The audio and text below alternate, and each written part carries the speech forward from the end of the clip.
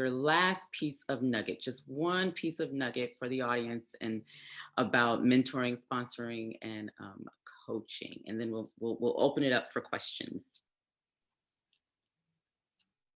Lauren. Sure. I would say the number one tip I can give is be very specific about how that person can serve you when you're making the ask. Very quickly, the example I'll give for you is that in a previous company, I worked with Bozoma St. John, and hopefully everyone knows who she is. She's now the CMO of Netflix, and met her, developed a relationship with her and asked her to be my mentor. And she was like, no. And the reason why she said no was because, number one, she didn't believe in this idea of mentorship. She believes in she subscribes to this idea of a friendship or a relationship where we're mutually learning from each other.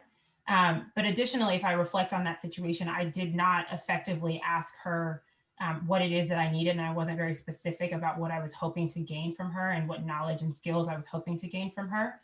Since then, the story ends in a positive note. We are really good friends, and I often reach out to her for feedback or advice to congratulate her on her accomplishments and vice versa. So it's a good story. But I think the lesson that I learned there is that my initial question just wasn't specific. And I think it's important to approach that ask with specificity. All right, be specific. I hope the audience is writing this down and getting it on their sticky boards and their career vision boards. Lori, same question for you. I would say always remember it's two-sided. It's a two-way interaction.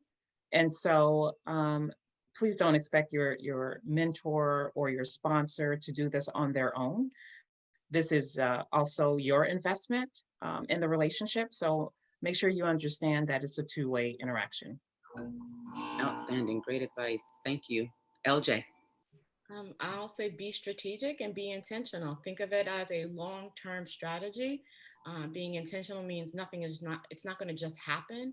You have to put the effort in to get the result, and think about what your long-term goal is so that it's strategic how you're building these mentorship and sponsorship relationships.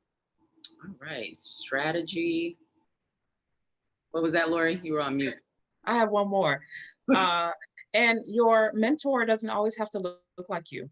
Your sponsor doesn't always have to look like you, please. And we're talking about women, and we're talking about women of color, which is paramount, but please don't miss out on an opportunity if a potential mentor or sponsor doesn't look like you.